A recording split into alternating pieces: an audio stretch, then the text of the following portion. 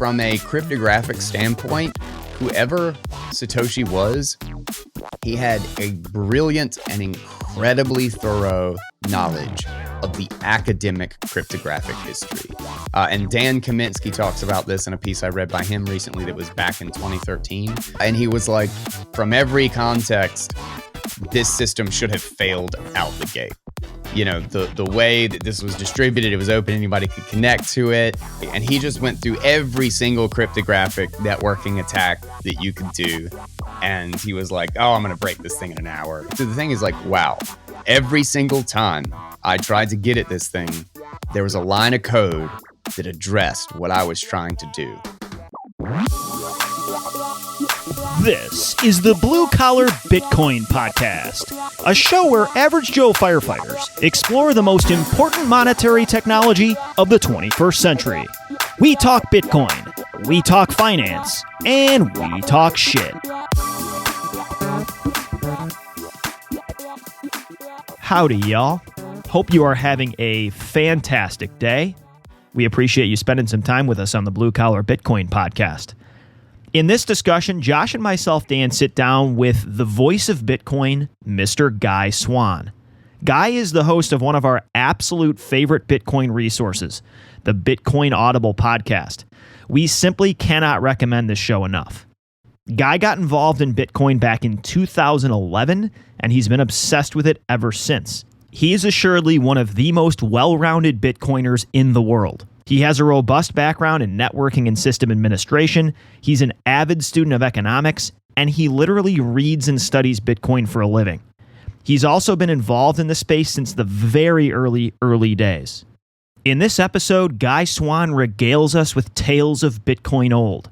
We also cover Austrian Economics, the Blocksize Wars, nodes in the Umbrel project, why open, dumb networks will one day rule the world, Bitcoin as freedom technology, getting swallowed by sea monsters, who's your Bitcoin daddy, and more. Additionally, Guy responsibly lays out specifics regarding his current theory on who Satoshi Nakamoto is. We mention a lot of articles and pieces during this talk, and all this will be linked down in the show notes. You can follow Guy on Twitter at @TheGuySwann. That's the GUYSWANN, 2 N's.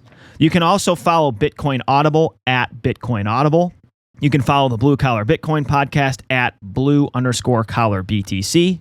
If you are enjoying the show and you want to support us, check out the support section down in the show notes. Okay, folks, enjoy this discussion with Guy Swann. All views and language expressed by the hosts and guests in this podcast are solely their personal opinions and do not reflect their employers or organizations they are associated with. Do not treat any of the content in this podcast as investment advice or as an inducement to follow a particular strategy. This podcast is for entertainment purposes only. Guy Swann, voice of Bitcoin. Welcome into the Blue Collar Bitcoin Podcast. Thanks for spending the afternoon with us. Hell yeah, guys. Appreciate it. Thanks for having me. We were saying this before we clicked record, but your podcast, Bitcoin Audible, is something I have spent hours and hours with.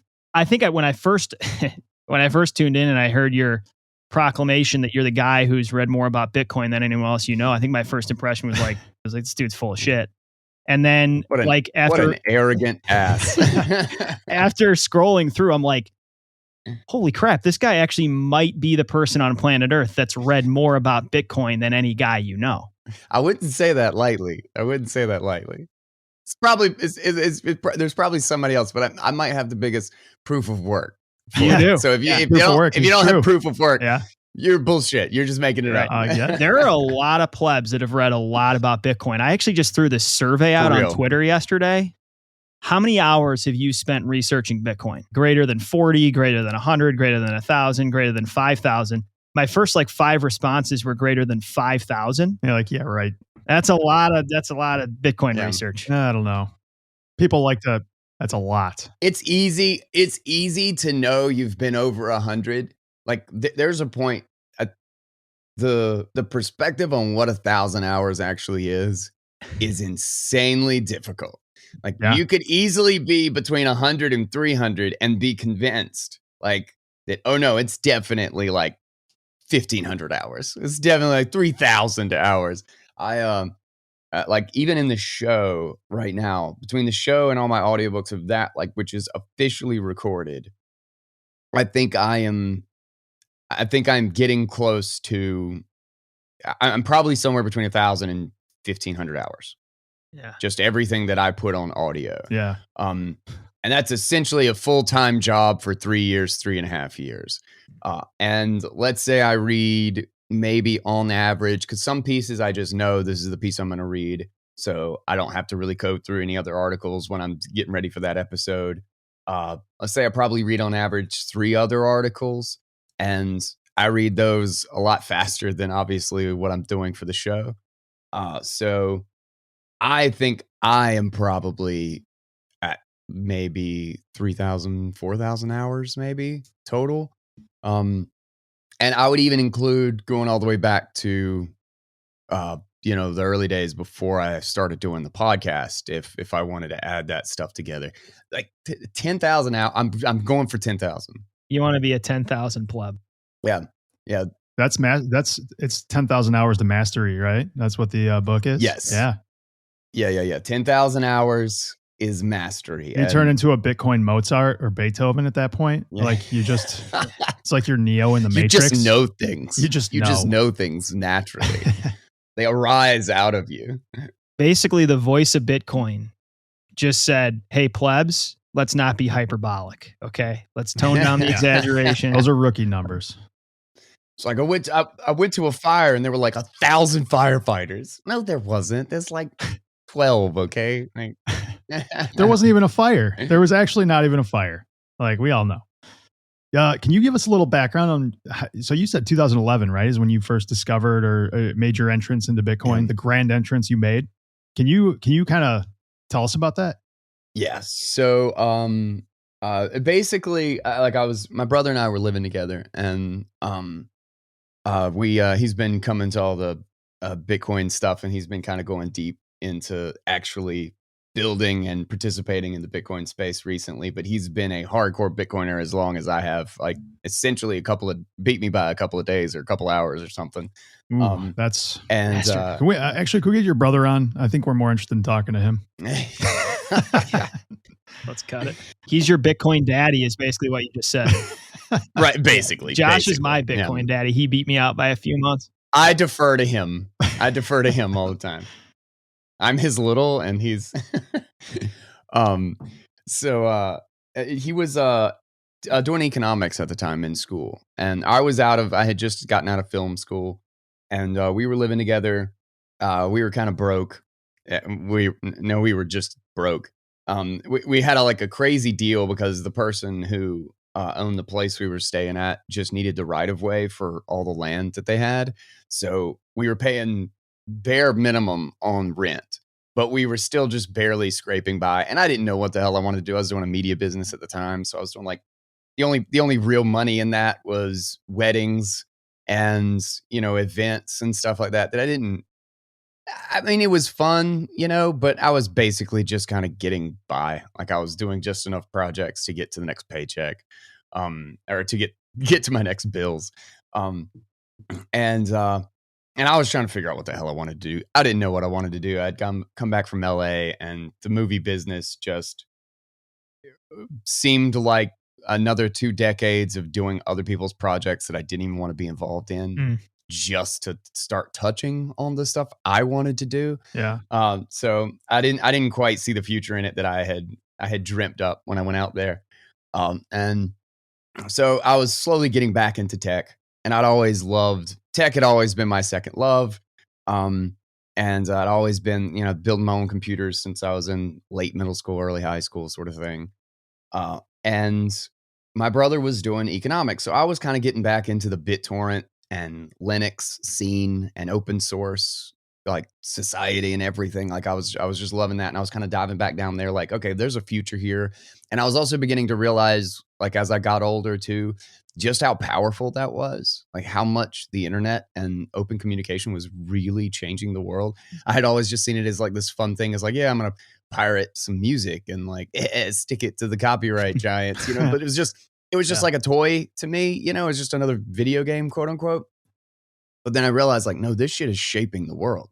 Yeah. Like major companies are going out of business. Like the ability to control the narrative on the news is starting to fall away. Like I was just beginning to see real impact and looking at this less of like what is going in my life and more what's the aggregate when you put this in society.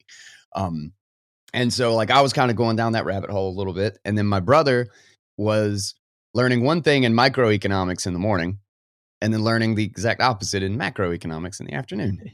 And he's just like, that. Wait, is there a those theory two of things everything can't- in economics, or is that still unattainable, kind of like physics? Like we just can't figure out Still- how it all works together. It's just somehow two different Yeah. worlds in micro and macro. Yeah, that's basically where we are. And what the problem is that it's basically all microeconomics just scaled up. And we just lie about macroeconomics because it's easier to cover it up. It's easier to just take some statistics on the surface, get the empirical evidence to back up, because there's infinite empirical evidence in the economy. It's the most giant, complex, insane machine that has ever existed in the history of the world. So you can always find statistics to prove what you're looking for, or to have some sort of correlation. And but really, the principles are just microeconomics. Like all of the principles of economics really can be broken down to two people that exist between 300 million. You just scale it up. Mm-hmm. And that's kind of the basis of human action and Rothbard and Mises. Mises and all those crew. Yeah. So he would literally argue with his professors, and then he would come home and he'd be like, dude, there's no way this makes sense. It's just, how could these two things exist at the same time? And so we started going down that rabbit hole. And what's funny, and of course, we ended up at Austrian Economics. And it was crazy that you can go through an entire economics degree and never hear about Hayek, Mises, Rothbard, like people who truly like were fundamentally changing the nature of economics, like Nobel laureates, for crying out loud. Yeah, these And guys you just never even hear their name. They've been around for over 100 years, and Mises, well, I mean, in the 20s is when he was Seriously. doing his writing. So I mean, it's not like these guys. I mean, they just got brushed under the carpet completely. It's almost like this is an obvious statement for Bitcoiners, but if you're newer, it's like Austrian Econ didn't have a vehicle to get to its destination until 2008.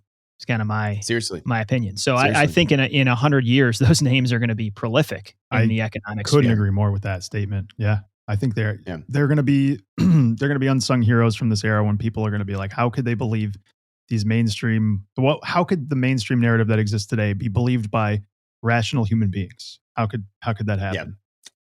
Yeah. I think we will look back. Yeah, I think we'll look back and it will just be insane. Like it will be so obvious post the Bitcoin world, like what the actual economics and like what the actual purpose and use of money is. And it'll be like, how could people have been so ignorant of something so obvious and so important? And vitally important, and so critically important. Like everything is derived from it. So if you screw up something at the utter base of the foundation of all of society, you screw up everything. All of it is just destroyed. It's going to be as readily apparent in 30 years that money and state need to be separate as it is today, that church and state need to be separate. Like people 100%. in 50 years are going to be like, what the fuck were they thinking? They put the federal government in charge of the money supply? Yeah. But we haven't had a technology that allows for this incentive structure to play out. And it's pretty wild to be a part of it. Yeah. So yeah, we are kind of at the convergence of all of this. We're finding Austrian economics and going down that rabbit hole. I am getting back into like what BitTorrent and the internet actually means for society. And then I'm also like getting really interested in the Linux and the open source movement, and starting my first foray into cypherpunks and learning who the hell those people were. And all this stuff. And like, this is just what we're interested in. This is what we do when we get drunk and we're hanging out at the end of the day. Those were our topics. So it's like this perfect trifecta. And like Bitcoin is the empty bucket right in the middle that we haven't found yet. Right. It's in the center of the vortex of all three of those topics. And out of nowhere, he's debating with somebody on Facebook, one of his friends or whatever, about the Federal Reserve or something like that. And the guy was just like, you'd probably be interested in this thing called Bitcoin. I saw this the other day and it seemed interesting to me. And my brother went and like looked at it and started reading about it. And then like immediately, like he's like calling me up. He's like, dude, you have got to check this shit out. This is so crazy. And I come running back and we're like looking into it and we're like, holy shit, this is Austrian economics. This is like an experiment. Like the problem with Austrian economics is that there's no way to have an Austrian theory economy alongside a fiat theory economy and see them compete, because there's just been nothing to secure the Austrian code. Like you have to have quote unquote liberty. You have to have free flowing money. You have to have essentially, if the money can be controlled, then so can the economy. And so it was just like, holy shit, this is gonna happen. This is gonna play out if this thing works. Yeah. This thing really, really fucking works. And so we were just 100% down the rabbit hole. I tell this story all the time that we were just kind of busted, and we were reading the white paper that same night and just so excited. I think I even have like video from like one of my old cameras or whatever where we were like talking about it. Like, we have to film this. This is history. I'm never going to show it because I'll buy that NFT, guy. It's probably the most embarrassing conversation I've ever had. Put that up on some shitcoin network and I'll take it off your hands, buddy. I'm going to dig through and see if I can find it on one of my old hard drives. Every once in a while we go through like a deep rant, and in the trailer, like in the back room or whatever, drunk, and we just be like, we got to record this. This is the best idea we've ever come up with. And but we just were reading and like digging into this thing, and then suddenly like we realized the sun was coming up. It had been all night. Like we'd just gone through the entire night. It's like 9:00 in the morning. I was like, shit, I got things to do today. I can't. Yeah. What the hell are we doing? It almost sounds like the and Andreas Antonopoulos when he goes on and like the 3 things that he discovered in his life where he spent days without eating, just studying it. And the third was Bitcoin. That's your story is very similar. That's exactly right. Hearing every pleb's story is strikingly similar. Like we were talking actually before you came on about in 2017 when I was explaining when Josh first introduced me to Bitcoin, and I had enough macroecon, finance, monetary history, just enough to where I'm sitting on the bay floor at the fire station, and he basically explains to me that this is a digital bearer asset that with a sound supply that everybody has access to and nobody can manipulate. Just the 101. And I sat there and I was like, well, if that actually works, it's going to be a huge deal. Like I had enough to make that connection. And then you kind of go off on your own, and hearing you talk about Linux and then hearing Josh say Andreas, like Antonopoulos' Internet of Money 1, that short little book, is what just absolutely grabbed me by the collar in the beginning. And another piece that you've read, which is, I think it's Why Dumb Networks Are Better by Andreas Antonopoulos or something like that. Yes. Yeah, he has a Dumb Networks piece, and then Grisha has there's been a couple of different pieces. Andreas does a great job explaining it in a lot of videos, and I think he has an article specifically too. I could probably he takes you back to like the internet protocol stack itself and things like Linux, as you've said, and I think those are gateways to understand the paradigm shift we're about to embark on and are embarking on. But yeah, there's that moment where you're like, yeah, if this thing works, it can't work. There's no way this thing actually works. But if it works, it's going to be a huge deal. And then you find out it works, and then the spiral just starts, and your marriage is over, your friendships are done, you're toast, man. Basically that.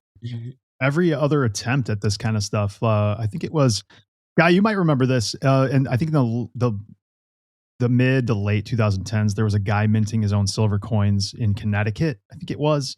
And he was minting these with the same weight that the constitutional amount of silver is for $1. And then the feds... You're talking about the Liberty Dollar? The Liberty Dollar, yeah, that's it. Yeah. And the feds raided him and put him in silver, yeah. jail for probably the rest of his life. And like every other attempt at a sound money that hasn't been It was like disintermediated like this. 17 years or something. Yeah, he got just because he coined gold and silver is absolutely fucking insane. And you wonder why Satoshi is anonymous. Exactly. Yeah. But this is the first time that we've had. Yeah. It's like, yeah, he had sound evidence to believe that would have gone a bad direction for him. Anybody who does wonder simply hasn't done the work, hasn't done the research. We all know that the only reason this thing is what it is because this decentralization that we all go on and on about is the linchpin that finally made it unapproachable from a centralized party's point of view to put any kind of wrench into the works. There's just no way anybody can walk in and throw a stick in the wheel and launch you off the bike. Like this thing is going. And the decentralized nature of it, which in my opinion, and I think we'd all agree, Bitcoin is the only thing that decentralized that isn't going to be disintermediated by somebody else or any single point of failure. And that's it. I mean, that is the thing that makes this thing work. I would say Bitcoin, and I would also throw XRP in there though, too, Josh. Oh yeah. It's a very promising upstart. Oh yeah, I for agree. sure. It definitely could be sound global money, no doubt. Brad Garlinghouse. I mean, the guy's a saint. Believe everything he says. So, Guy, how do we go from you get orange pilled, you get obsessed with this? So now walk us through to today where you've got this podcast, you start creating your own content, you exit. I think I've heard you say you exited your fiat job and now you're full-time Bitcoin. Kind of bring us up to today on this journey. Okay. So essentially, like after kind of going down the rabbit hole that night, I mean, I still had no idea. If somebody asked me how Bitcoin worked, I'd just be like, it's BitTorrent for money. Like, and that was literally the depth that I understood it realistically. Yeah. But it was also such a, I mean, there were a few things in my life that I just got that excited about that quickly. And we FOMO'd in as hard as we could FOMO. And back in 2011, we discovered it just as we were starting to turn up into one of those first really early bubbles. Because there was a bubble from like a penny to $1, which was like the thing back then. It was like, oh, there was a crazy bubble. And then it fell back down to like 10 cent or 15 cent or something like that. And then there was this run up to like $31. This was back in Mt. Gox days and all that stuff. And you lived through all these. I was not there for the dollar bubble or whatever. When we found it, it was like $4 and it looked like it was just kind of going sideways. So there was not like this emergency of like, I got to get into it. But then it was like the next day it was $5. And then the next day it was $8. And it was just like, oh my God, this is it. Hyper Bitcoinization is happening tomorrow. And so we're freaking out trying to buy some. And every way, there were like 2 ways to get into Bitcoin. Like Mt. Gox was the only exchange, and it was the shadiest of shady back corners of the internet. It felt like 4chan for buying digital money. And we had to like go, I think the first time, I don't even remember this one specifically. I think Jeffrey actually did this. So he went to like a gas station and there was like a red phone thing that you had to like call in and confirm some account thing. Would you put like cash into? You had to blow a crypto whistle into the phone. Connect AT&T's background servers. It was so shady. And one of the times that I was trying to put money into it, there was like an account for some random, nobody's ever heard of it service. And then that would move to a service called Dawala. And then you would have to move it from Dawala to Mt. Gox. And that was like one of the only services that you could actually deposit. I think one of the other ones at the time was BitInstant, which was Charlie Shrim's thing that he got money laundering for. Yeah. So we were putting money in this. I remember one of the times when I put money into one of these like real shady services, the only way I was literally just going to like Wells Fargo. And then I had like an account number and I was just depositing cash into this account. And so like, I'm trying to deposit $100 and the way that they distinguished that it was my account is they said, put in exactly $100.17 in change. And the 17 cent was my account identifier. That was my checksum on the fact that it was my $100 to be putting into the account. And I was just like, this is about as ghetto rigged as you get for a quote unquote financial service here. Right. But I did it, and then like 2 days go by and there's no money. I was like, well, that's it. I just got stolen from. But then the money shows up, and then I transfer it to Dawala. That takes 2 days, 0 in both accounts, and I'm sending out emails like, who took my money? And I'm broke. We don't have any. We're absolutely broke. $100 is like our water bill, and we're like, okay, so we don't have to drink anything for 5 days. But anyway, going on too long about this, but basically we FOMO'd in as hard as we had some savings. And like I said, we were just dirt broke. It was one of the same months that we literally had our water cut off. That's why I make that reference. So you forego a water bill in order to buy more Bitcoin at $4 a Bitcoin. Basically, seems like the greatest choice you ever made in your life. Well, see, no, that's the thing. That's the thing, is that we heard about it when it was $4, but by the time we got money into the account, like it was at the $15 green candle. And we got in at the absolute tip top of like right around like $29, $30, $31, like something like that. Yeah. And we're just like smashed by, like everything was just like, go. Like if there was a FOMO, like that is the FOMO. And then as soon as our buy cleared, it was just like just giant red candles for weeks and weeks and weeks, just one after the other. And we're like, oh my God, what have we done? And I remember we put the money that we had together, which our grandmother had left us for investing. And this was our brilliant foray into investing. And we put $1,000 into it at the tip top of this FOMO bubble. And I remember I did the math one day, and after like 3 or 4 months, and it was total worth $74 because it had fallen all the way down almost to $1 from 31 or whatever it was. I was like $1.40 or something. I can't remember exactly how low it went, but I was just like, and that was big money. Like that was all the money we had in the world. And I went and I threw up in the bathroom, and I was just like, what? And your water wasn't turned on, so you couldn't flush it. I couldn't flush it. It stank for a week. I could say that Bitcoin has never caused me to turn myself inside out and throw up yet. I mean, it's still early. Yeah.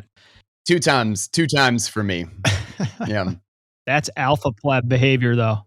Turning off your water for sats. That's hardcore. Let's make sure we get down to the brass tacks here though. Did you sell? No. So I decided that I got in on some pipe dream, and I was like, there's no way if I've already lost everything, like it doesn't even cover my utilities this month. If I've already lost it all, I'm at least not going to sell unless I can explain why. If I couldn't explain really why I got into it and why this thing was going to work, well, I'm not going to sell until I can explain why it doesn't work, why it's going to fail. Yeah. And so I just started reading, and I ended up going back into tech very shortly after that. Just because I was still fascinated with Bitcoin. It was still just such a cool thing to me. And I started learning about cryptographic systems. I started learning about all the cypherpunk history. I read literally, there was like no content hardly to speak of. But I read everything I could get my hands on. And then I just got more and more excited. And like after like 6 months or so, I was just like, this shit's not going anywhere, man. This thing is like, this thing really could work. And then I was like, as an internet technician, I was like the guy who just won't shut the fuck up about Bitcoin. We can commiserate. Everybody with just that. knew me as that guy. Yeah. Yeah. We've been those guys at work for a while. Yep. And got my Linux administration cert, and kind of started going that, thinking I was going to go to like server administration or something. just because that's what I had been slowly gravitating toward. And at one point after, like, so as a technician, I'm like on the road all the time. So I just started consuming everything in audio that I could get my hands on. Audiobooks like crazy, podcasts like crazy. Like for 4 years, 5 years, like that was just like everything that I did. And I wished so bad. There was suddenly this flood of articles about Bitcoin, and I wish somebody would read them. I was just like, damn it, I could actually keep up with all of this if somebody would record them in audio. And one day, legit, I just kind of came home after like 3 years. Excuse me, after 3 years of wishing somebody else would do it. I just went home, and the first episode still published is me on my wife's iPad reading an article, and I was just holding my iPhone up, and I was just talking into my iPhone on the recording, like the notes thing that they have like built in. And I published it, and it got like, I don't know how many it was like right at the time. I think it was only like 20, but it ends up it's like 70 downloads or something now. But it was like, 20, 30 downloads or something like that on the first episode. I was like, what? Who's People listening care? to this? Yeah. Yeah. And what stupid losers are listening to this? Right. And then I just kept doing it. And then like a year later, like there was just kind of some money rolling in from, like, I had patrons, and people were like paying every month, like $100 or something. I was pulling in from that. And then Anchor had the like built in like sponsor ad for them. And I moved over to there, and they were paying a couple $100. And at some point I was trying to get back into Linux or whatever. And I sat down, we kind of went back and forth with my wife about whether or not I should go back into the job market. And then she basically finally convinced me. It's like, we should stop pretending that you're going to spend any time on anything else. Like, this is clearly what you want to do. This is clearly like every minute of every day. Like you'll go a whole 3 days and not apply for a Linux job, but you'll get 4 episodes of the podcast done. Like, you're clearly doing this. If there was a time that we could actually afford and test this and just kind of go ham and see what happens, this is it, right? Like, why not? Yeah. Why not? And so we did it, and kind of going full circle. She actually just quit her job 2 months ago, and she's going full time with Bitcoin Audible, and that's what this house does now. Heck yeah. Make it a Congrats. family affair. Yeah, that's awesome. It's awesome. You're filling a incredibly necessary hole. I mean, there's such a wealth spring of knowledge on Medium and all these platforms for articles. A lot of these thought leaders, these hyper intelligent polymaths are writing articles, not books. And so, I'll say it again. Knowledge per minute, Bitcoin Audible, unbeatable. When you have that urgency, when you have that knowledge FOMO, which all these plebs listening, they understand. I gotta pad the brain a little bit. You go find Guy Swann on Bitcoin Audible. What? Represent. I want you to regale us with more tales of old. And here's a question: what phase or period of FUD or price cutoff in the 10 years you've been involved, what's been the craziest or scariest period of time in your Bitcoin journey, just for the protocol and network itself? There was a early bug back in I think there was one in 2011, but then there was also one in 2013, like really on in the protocol. And my reaction to those was actually kind of excitement, because it still felt like this tiny little experiment with this little group of people, and it was just kind of cool to see things get repaired. And then there was the 12 or 20 block. I can't remember exactly which one it was, but it's like, I think it was in 2013 was the rollback, where literally like all the miners had to downgrade their clients in order to prevent or undo a hard fork that had happened. And that was also like a really cool precedent set, where like, if consensus ever breaks, what we do is we step back to find consensus again. We do not persist with the hard fork, because that's forcing everyone it's deeply centralizing to everybody who's just paying attention to it today. and puts everybody else at risk essentially. So the precedent was set that no, we're saving consensus from a hard fork, not pushing forward with the hard fork. But that was more exciting, really, to me. Like, it didn't feel like Bitcoin could like die or have like this horrible disaster. Now that would be really freaking scary. Not because I think Bitcoin would die, but just because it's so big and there's so much attention. I think it would just be like that would be really, really shocking to have happen now.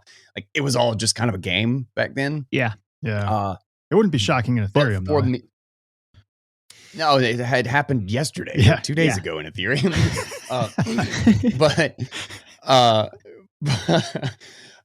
But the scariest time, like the time where I was, and there was like a little bit of like excitement at the same time that like, okay, well, we kind of have to go through these growing pains, but Jesus, what really will happen here?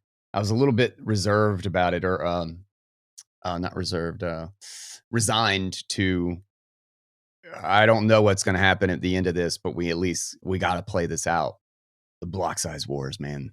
Yeah. They were absolutely insane. It was so vicious. Like, people were literally openly attacking. Yeah. Like the whole block, like, I can't tell you how many times there were conversations, and this still isn't stressed enough, that they were like, we are going to, the big blockers were like, we're going to fire all the core devs. It's like, you can't, how you fire volunteers? And they were going to openly attack the quote unquote minority chain, which was going to be Bitcoin, of course, the minority. Yeah. Because they had 86% of the miner support for SegWit 2x and whatever their bullshit fork was. Yeah. They were going to openly attack it. Bitmain had allocated like $100 million to demolishing the minority chain. And it was such a fiat mindset. It's like Roger Ver was like, well, we're going to destroy the other chain, and then they're going to be forced to come back and work on our chain. It's like, no, they're not. They're going to fucking leave. Nobody's going to work on your bullshit, like, bug-filled chain because you destroyed the other one. Then it's just that we did something wrong, and Bitcoin is a failed experiment, and it's time to redesign where it went wrong, Yeah. Like, if that happens, it's just the gig's up. But it was crazy. That was such a half-baked situation. I mean, the S2F fork had a huge bug right at the beginning, right from the outsets of the gate, that would have just, I can't remember exactly what it was, but I know it was like a game ender for that. If that chain, a little bit like 1559 this last week. Yeah. There were actually like 3 bugs, but there was one that essentially halted it. There was an off by 1 bug that just when they forked, because of how you count the blocks from Genesis block, that Genesis is 0 and then block 1 is the second block. Like, it literally, they just programmed when the hard fork was going to be 1 block off. So they were waiting for a block that had already happened to be the hard fork block. It literally, the whole network, they never produced a single block. Like, the whole thing just halted straight out the gate. But yeah, it would have been a disaster. It would have been an absolute disaster. It would have been the most embarrassing thing to happen in Bitcoin had it not been for the user activated soft fork just being like, calling their bluff and being like, middle finger, screw it. Okay. Let's say we're the minority chain. I don't care. Go ahead. Attack us. We can wait you out. You burn through that $100 million. We will run our nodes. You reorg as many times as you want to reorg, but you're going to run out of money, and we've got all the time in the world. And that was basically calling their bluff, and they bailed on the whole project a week before it was to go through. And then they did the Bcash fork, and prices went crazy. It was I was up all night that night, the night the fork happened. And I was just like, oh, this is it. Let's see. Just staring at the 2 chains. Yeah. We both read the Blocksize Wars this summer, both Josh and I. We were in at that point, but I would say I had no idea. Josh was an adolescent, early adolescent, and I was an infant. And basically, it's akin to me remembering that my mom and dad were at each other's throats, telling each other to fuck off. And there's some trauma there. No idea. But I couldn't fully conceptualize it. I have to, talk that through with my therapist now. I think Josh... I was blissfully ignorant. Josh had a better grasp, but I was literally sitting there. I'd made what I felt like was at that point, like a substantive position. I wasn't just fucking around. I was serious about Bitcoin. And I think, Josh, you were explaining like, dude, this thing's splitting. I'm like, what the heck is this even? I was just sitting there taking it in. I didn't know enough to really realize what was going down. I think what's confusing for people too with the hard fork, because when people when they first hear about the Blocksize Wars, their first impression is, wow, this is a fragile, weird system that's not going to work long term. But when you unpack what happened in 2017, it makes you far more bullish on the ability for this protocol to be anti-fragile and proliferate. But it takes some time to dig into that history and the inner workings of it for it to make you more confident in the tech here and the decentralized nature. Yeah, when you realize that was just an all-out civil war, like it couldn't have gotten more contentious, and it survived. Yeah, there were DDoS attacks. There were like Bitmain had ant bleed, which was one of the only things that wasn't covered in Jonathan Beer's Blocksize War. And I think because there was still some iffiness around that, but ant bleed was actually like, so Bitmain, excuse me, Bitmain was the major producer of miners. Like by far, they were the majority of the network. Their machines were, and they pushed an update after the Blocksize Wars were getting like in earnest. It was like late 2016. They pushed an update that allowed the user remote access to their machines to auto shut them off. And it was also around this period that Bitmain got really arrogant about claiming that they were going to control the network and that they could do whatever they wanted to the minority chain that they kept referring to, which was actual Bitcoin. And they got real arrogant about the fact that they were going to win this war hands down. And it was like 6 months or 9 months or something after this update had been done to the firmware that they realized that Bitmain basically had a key to get into all this remote access. So they basically had a shut off key to like 80% of the hash power on the whole network. And they were like, oh, no, it's just a feature. We just haven't turned it on yet. And it's for the user. And it's like, yeah, but you could absolutely do this. And you're over here pontificating about how you're going to control Bitcoin and that you can shut down the network that doesn't follow your rules and doesn't do what you think. Wow. You can tell me that's not a piece of that puzzle? Yeah. You're that's full insane. of shit. You're 100% full of shit. So they had to like walk it back and apologize and come up with these half-assed excuses and all this stuff. But like, I mean, that was just one example. There were so many pieces of that puzzle. It was absolutely crazy. This protocol just humbles you, man. It really, if you just does. study the history, you study the years that the short life this thing's had. If you come at this sea monster, it's going to bite or swallow you whole. One of the two. Because this thing is just, you cannot commandeer this thing with a bad agenda. The players in that game, in that civil war, if there was anybody that had the tools at hand in order to cripple this thing beyond repair, I mean, a state attack, which everyone knows is, something that's in the back of everyone's mind, like a real head-on attack. But I mean, that civil war period of time when you had the miners putting in backdoors in order to shut down their machines, you had guys that were, prolific coders that were working on chains that were opposing it. I mean, what could a state attack do more fierce than that? I mean, honestly, like who could attack this protocol better than itself? Yeah. And funny too is that you talk about it, just kind of like how crazy that all that history was, is that it was the most stressful time. Like I was actually at the beginning of it back in late 2015, I was very like, okay, which block size upgrade are we going to get? I didn't quite understand the fundamental argument as to why it made sense to not do that, like why that was actually like a serious problem.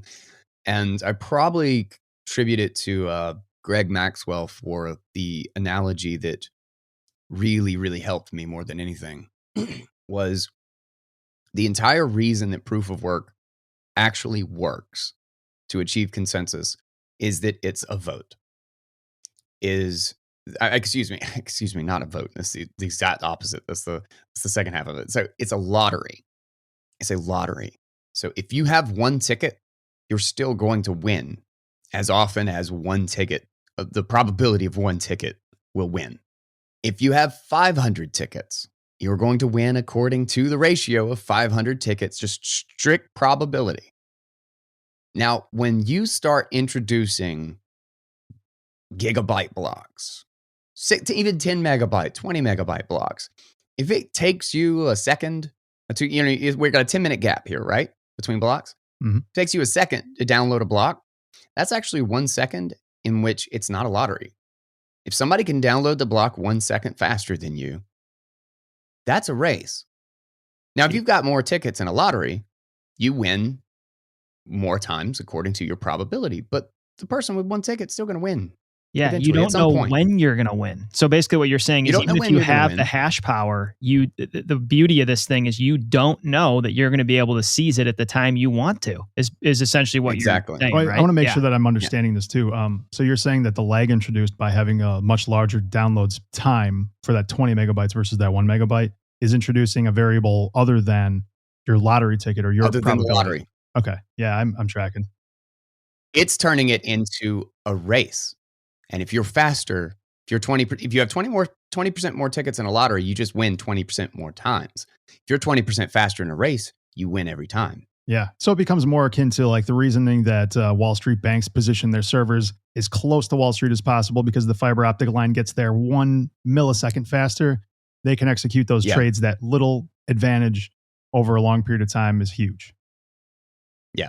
Which means that if you're at 10 megabyte blocks and it takes you 10 seconds to download a block, then a minute to download a block, then 5 minutes to download a block, that's an incredible centralization pressure. And anybody who isn't the top 4 miners on the entire chain basically has no choice whatsoever but to simply download the block header, verify nothing in it, and start mining. Which means that the only validators who are mining the chain are essentially the biggest ones. And then if it takes you 5 minutes to download, you're done. You're never going to mine a block ever. And then on top of that, you've got the centralized idea of having to have 20 times the hard drive space, which centralizes it even further because a lot of regular Joes are not going to buy 10 terabyte drives. You know? Yeah, exactly.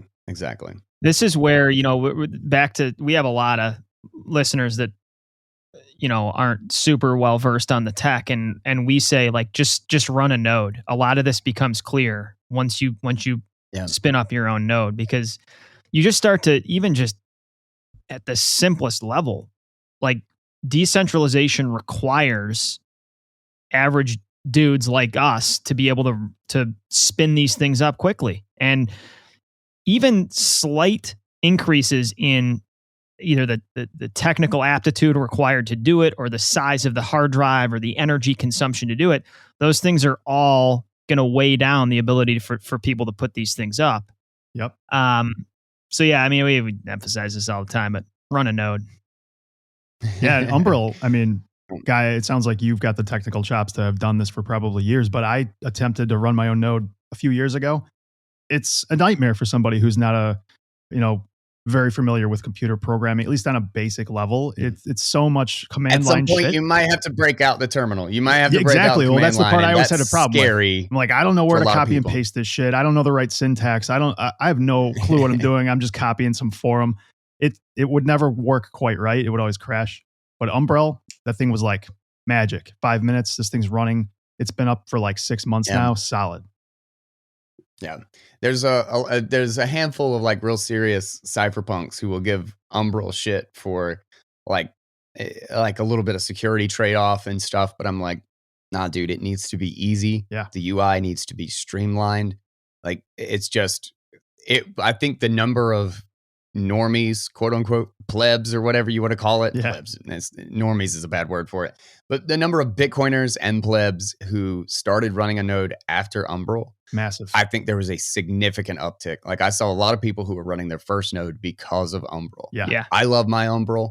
I think Start 9 is slowly becoming even comparable really in like how easy it is. It's still, you're seeing a little bit more advanced stuff than Umbrel does. Yeah. Like it'll say, oh, there's a dependency problem, but it will walk you through exactly what you need to do to upgrade. Like you just hit the fix button and then it says, okay, update this, and you hit update. So Yeah. you're more in tune with exactly what's happening on the node. But it's real simple. I have always run a variety of nodes. But right now I've been super stoked with Umbrel and Start9. I still always have my Bitcoin Core on my Linux machine, but Well, the Umbrella, like in my mind, is kind of similar to Apple. It just works, so you plug it in. But then there's always that small cohort of people who are going to get an Umbrel and they're going to be interested in now and more about this, and they're going to be those kind of nerds that are going to drive down that rabbit hole a lot further. I'm kind of on the fence on that. Like I want to dig deeper into it and understand it better. But it allows you to do it right now. It's out of the box. And if you want to learn more, if you want to get deeper, you can do that. Yeah, it's kind of the gate. It's the gateway. It's a really cool project. For sure. I'm super stoked about it. It's like hardware wallets or anything. You just get started with something that makes sense to you, and then it'll push you to the next step. Yep. Mm-hmm. You don't realize how much you're learning when you do like a small project or like tinker with this one thing. Mm-hmm. But then the next one's so much easier, and you're like, I don't know why, but I just kind of know where things are. I know what to do, or whatever to punch in. Yeah, it's starting to snowball. That's probably what I recommend for anybody who's scared about the terminal or open up like a command line or whatever. Is I would say don't be. There was a long time way back in, I guess, college really, that I was a little bit nervous. Anytime somebody had instructions like open this up in command line and do this, I'd be like, I'll do it. I'll find an easier version. Somebody's got an exe file or a DMG file for it. Mm-hmm. But it's amazing how many, just learning the absolute basics of navigating the command line, which it's just like, it's all the same things that you would do when you're clicking on stuff or opening stuff. It's just that you have to type out a word to do those things. Yeah. It's literally just like a command instead of a click. And you learn like basic navigation, you can do a lot of stuff and get around a lot of problems. So anybody wants to like kind of dig down there and tinker with some real fun, like not quite super user-friendly Bitcoin stuff, there's a real ocean of fun shit that's not quite there yet. And you still have to enter in a command from time to time, but it's totally worth it if that's your thing. To switch gears slightly here, you are the guy that's read more about Bitcoin than anyone else on planet Earth. And obviously you've had exposure to that is true. Tons of pieces, tons of authors, tons of thought leaders in this whole decentralized movement in Bitcoin. If you had to pick one or a couple individuals or pieces that have really impacted you the most, what would they be? That's a really tough question. I get that question a lot, and I never quite have the same answers. For like changing perspective, the Grisha. In fact, maybe I can find this real quick. My search is not working on my website. I gotta fix something's off here. Here we go.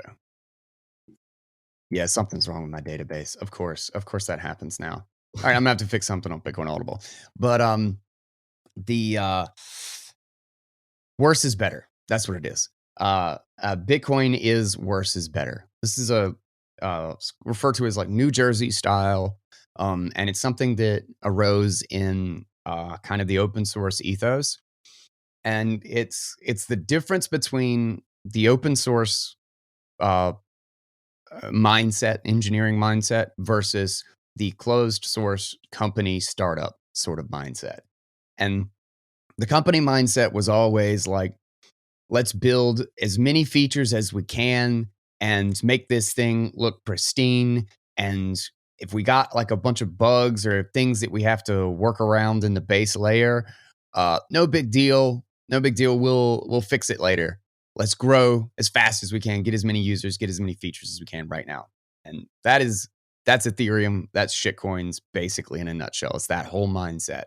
Whereas the open source mindset, and the engineering mentality is the New Jersey style, is do the 2 or 3 absolutely most important things that this thing needs to do. Do those things incredibly well and perfectly reliable, and then let people build on top of it.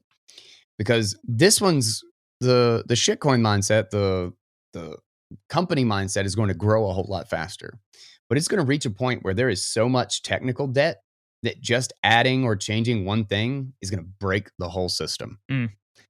And this one over here is not going to do a whole lot at the beginning, but you're going to be able to build on layers slowly. And those building blocks are slowly going to get you to 90%, 98% of the project that you actually wanted at the beginning. Yeah. And you're never going to have to touch the base again.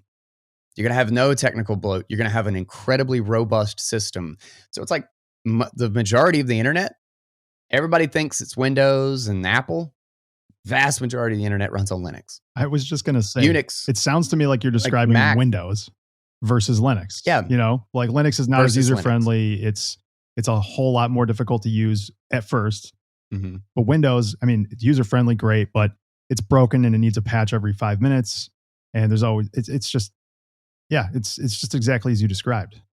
It's a constant fight. It's a constant fight to catch up with moving it forward versus, like, there's a point where you just can't redesign the base of your software because you're too highly invested in the Band-Aids that have been covering up your problems for so long. Yeah. And now it takes 50 engineers.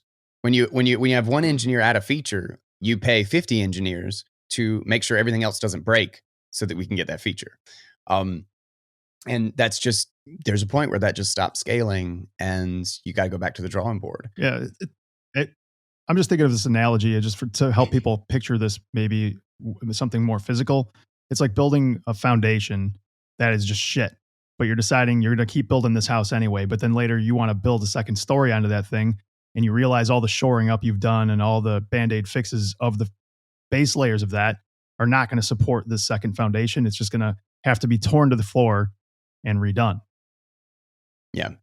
Or you just like prop up a bunch of supports onto the side of the building and like put an extra couple of braces. You try to build like another half foundation around your other foundation like and modern like art, stick things up at an angle. Bananas on the wall. Put up scaffolding and then just kind of like nail everything to the scaffolding. Yeah. Like literally, yes. And so that was Bitcoin is Worse is Better.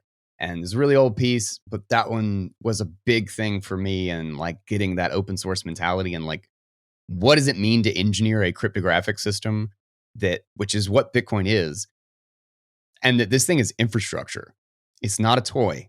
It's not the app that people are going to be interfacing directly with. This is infrastructure. It's going to be like Linux. People think the front face of the internet is Mac. Like I'm running on a Mac right now.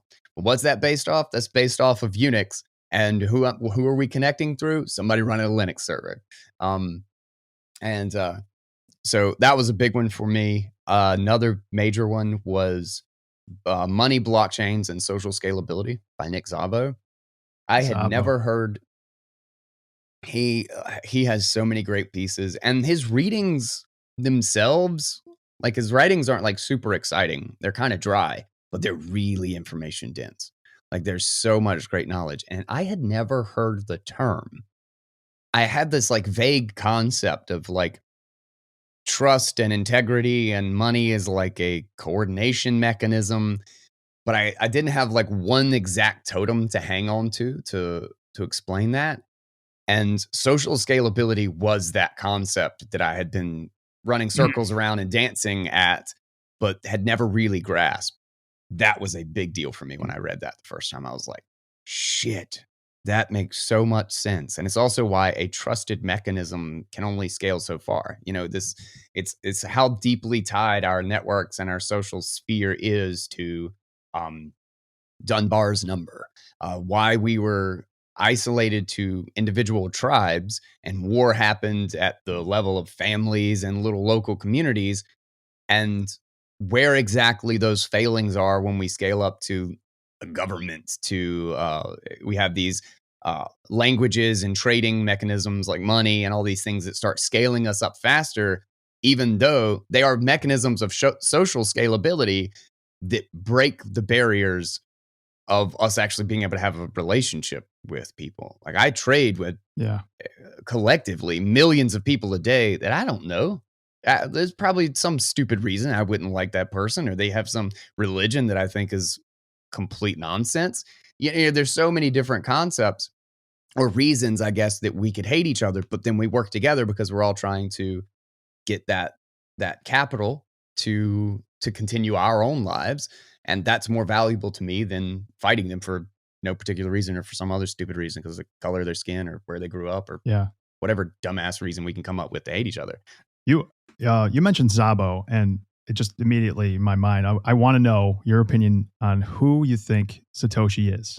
Any toss like, out there? They're not asking me this, are they? Okay, I thought these dudes had a legit podcast. See you later. We speculate on this ourselves quite a bit.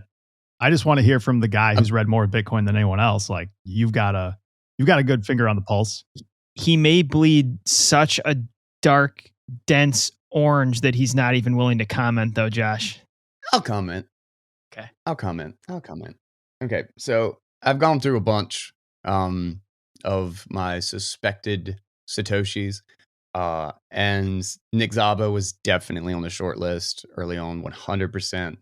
Adam Back has been my Satoshi of choice or suspect. It's like Santa Claus. We don't want to really know. Like I've moved away from him and then gone back to him and then moved away from him and gone back to him. It was Hal Finney for a good little while. There's a lot of great theories on all of them. But right now, I genuinely think my top candidate right now is Lynn Sassaman. So I don't know if y'all, there's a great piece.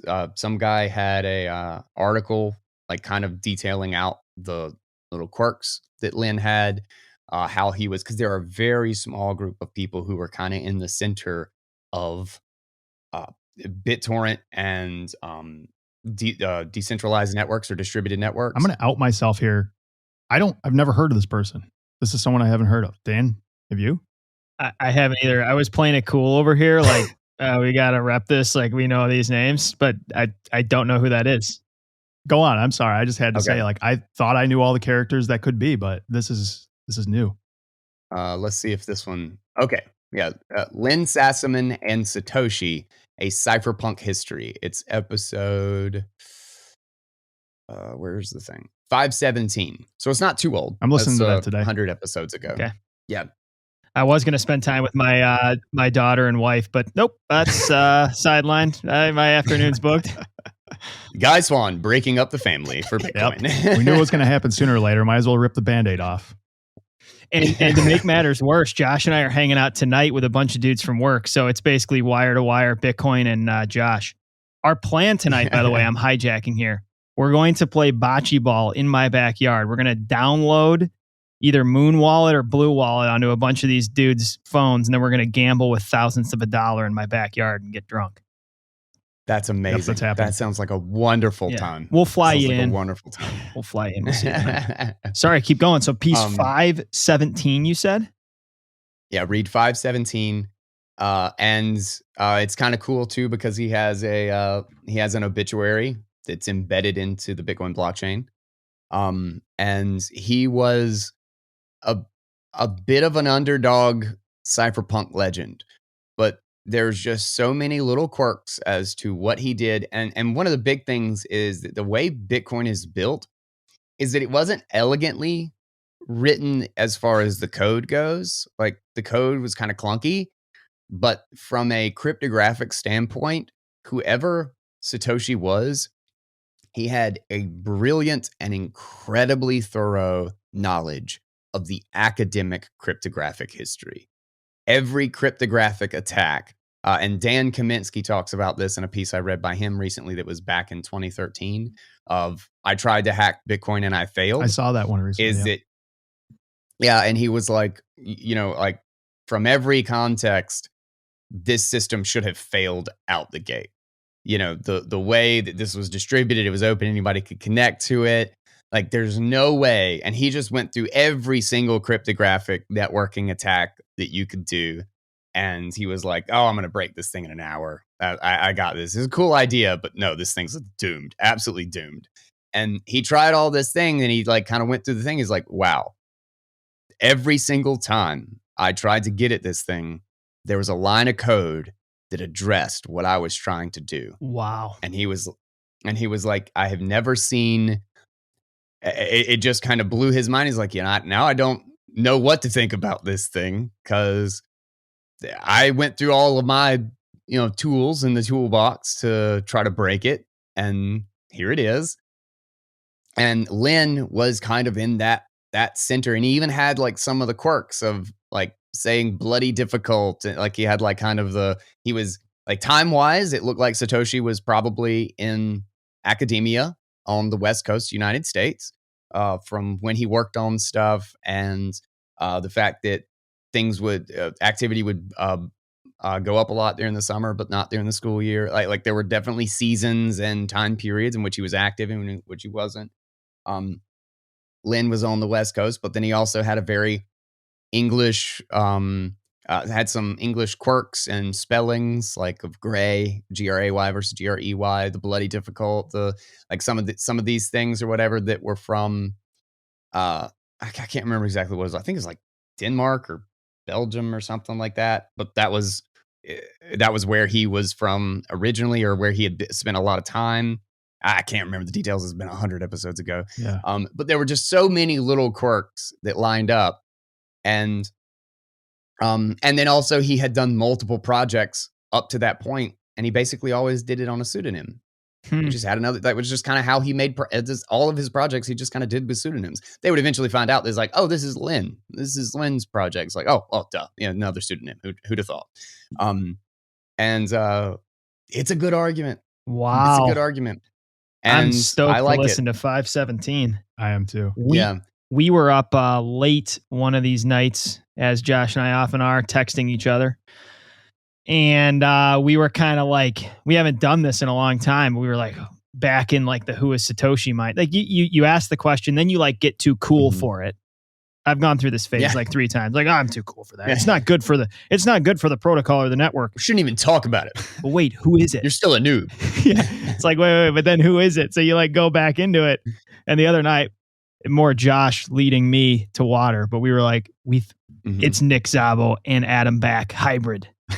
I was there. I definitely went there. And what really, you actually probably can fill in the gaps, because I'm swimming in the deep end here with Adam Back. So why does he emerge all of a sudden in 2014? That was one of the weirdest things. Obviously, he's the proof of work originator. He's mentioned in the white paper. This thing is at least from a technical cryptographic standpoint, is proliferating heavily pre-2014. And this dude just comes out of left field and then starts Blockstream, who's tip of the spear on every single project in the space. Like, this dude, come on, there's a viable argument here too, right? That's the biggest like coincidental foundation for Adam Back, is like, there's no way that he wasn't involved during this. Like, he was just gonna, right. Like, this is exactly what he'd been working on for a decade. Like, really, like he'd been trying to build a system just like this. He was part of crypto. No way he did not look into it. So how does he just kind of show up? Right. And there were a couple of those little quirks. Szabo kind of has something similar too, is that he wasn't really paying attention to it until some span of time. And they both kind of really pop up in earnest after Satoshi leaves. And that was one of my big coincidences that I was like, okay, Adam Back is probably Satoshi, sort of thing. And the Lynn Sassaman argument isn't foolproof either. It's just a lot of the pieces of the puzzle. And he's my favorite right now, probably because he committed suicide 2 months after Satoshi disappeared. He had like clinical depression, like serious depression.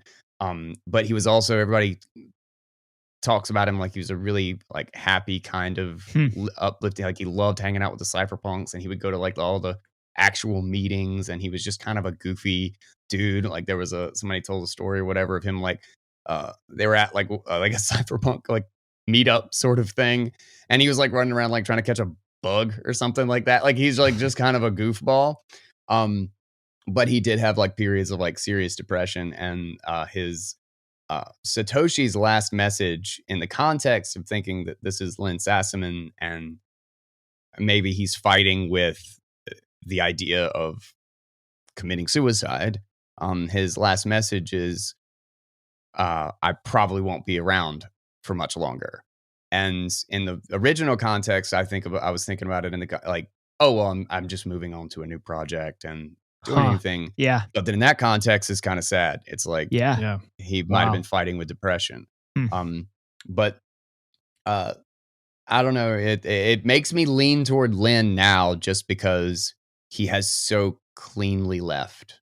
Like there's never been a hint of him since. Realistically, Yeah. Can you imagine not coming back to a project like this, and how difficult as a human being, like, to watch something proliferate that you created and then to not want to take some credit, or like, I know I would be way too weak. Like, I'd want the credit for this thing. I mean, besides the fact that you'd probably be put in a gulag or a black site somewhere, but maybe, Yeah.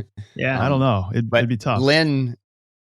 Lynn deserves to have a piece of the legacy one way or the other, because he's a very unsung hero in the history of like the cypherpunks and cryptography. So I like that he's there and can be remembered as maybe that was Satoshi. But it's a really good one. You should definitely listen. Definitely will. Interesting. Let's close with this question.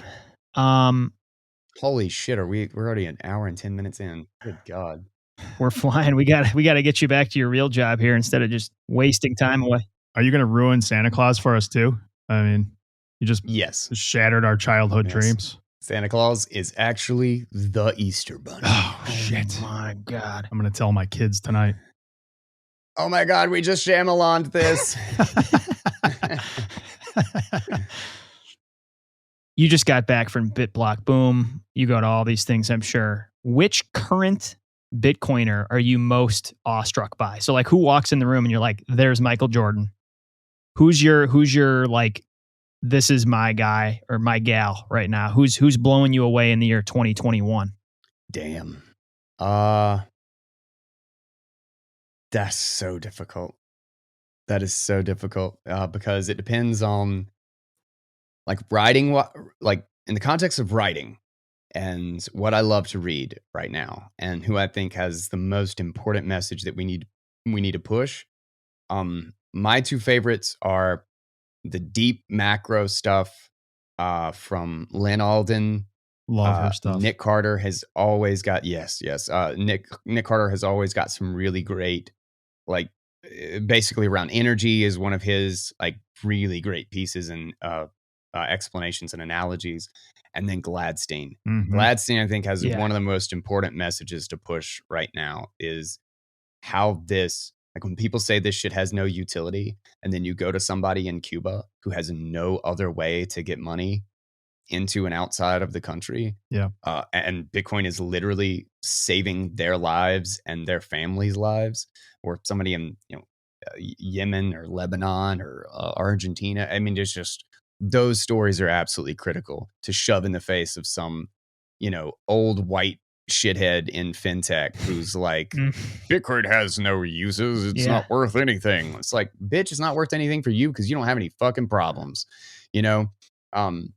So that one's like critical. But then like on the builder side, like Alex Bosworth, the whole Lightning Labs crew, like the Blockstream crew, fucking Jack Mallers.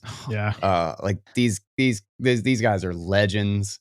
And God, it's like it's probably then Will Reeves, like the Fold. That's an impossible question. Don't ask me that question. It's endless. There's too many. I think Gladstein's hitting me hard this year. We actually, not to spoil our next month, but we have him scheduled in September, and I am stoked to talk to him. That's what's up. Tell him I said hey. Because I think there's so many people that misunderstand this. Like we had people over for dinner the other week, and the whole demeanor was like, well, how does the other half of the world use this? We're talking square one, like Bitcoins are worth $50,000. People can't access them. They need the internet. And you're like, El contraire on all fronts. This is the ultimate. This is the ultimate freedom technology, and the way he walks you through this, and the passion he does it with, and the selflessness with which he's getting that message out there. He's so important right now. For real, 100%. Yeah, everybody you mentioned though, just aces. Like enjoy every one of them, and just violently read everything they produce when it comes out. Violently. Yeah. Violently. I would say, I don't mean this to come across the wrong way. I would say Guy Swann reads violently, but yet somehow it serenades you at the same time. I don't. Yeah. With that buttery voice. Very smooth, buttery Bitcoin violence. Yeah. When did you figure out you're a good narrator? Like just when you had that iPad in your hand and you're like, holy shit, I'm actually really, really good at reading? Like when did you know you had the buttery Guy Swann voice? I'll tell you, the very first time I even considered the idea, just never even crossed my mind. I mean, I wanted to, being in film, I always I wanted to be an actor probably in some of my films or something. I was really kind of more of I want to be in charge of the story. Like I want to be the director. I want to be the person that puts this project together. And I generally work well with people. So I can tell people or like, I feel like I would literally direct well.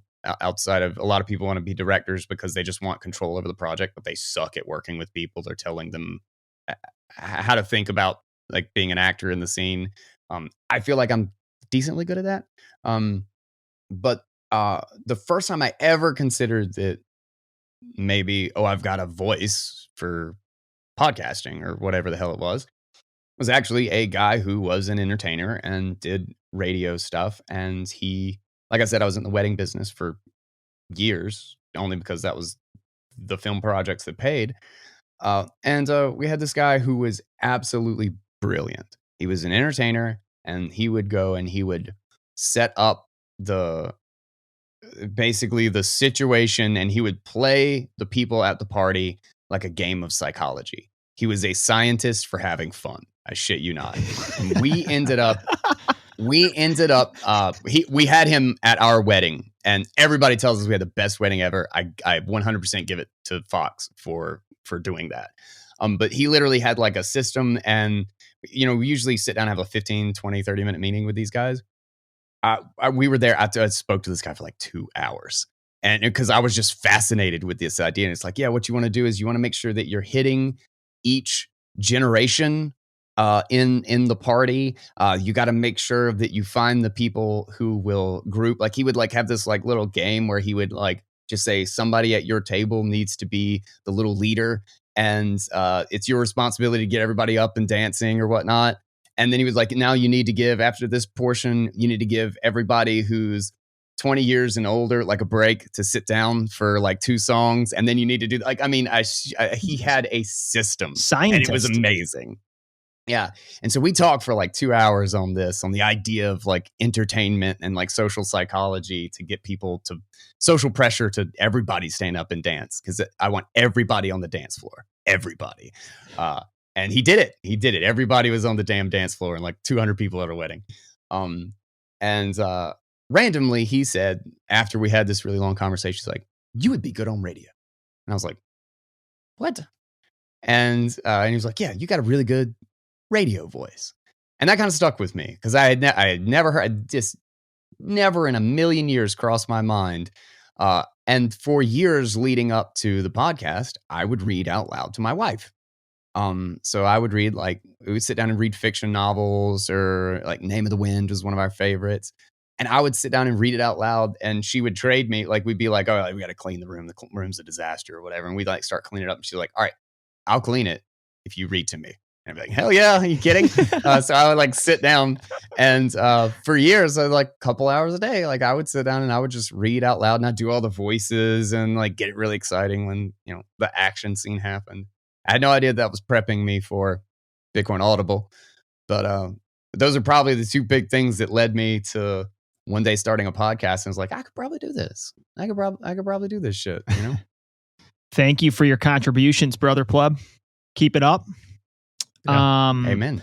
Honorary Alpha Pleb for the day. We're trying to really force this. We had Odell on the other week, and we called him an Alpha Pleb, and he kind of lit up when we did it. He really took to it. So we're really trying to jam this, maybe a square peg in a round hole, happen. But we're trying to make this happen, I'm okay with this. All right. Yeah. I approve. I accept this. Approved. I approve. Guy, you have a great rest of your day. Thanks for your time. Yeah, man. You guys too. Thanks so much, man. This is a good time. Y'all take it easy. Thanks for listening into the show. If you enjoyed this discussion, be sure to subscribe on whatever app you're using for podcasts. And if you have an extra minute, go ahead and leave us a review. You can also follow us on Twitter. We're at blue_collar BTC. We invite questions, comments, and inquiries of any kind, and our email is bluecollarbitcoinpodcast@gmail.com. We look forward to you joining us next time on the Blue Collar Bitcoin Podcast.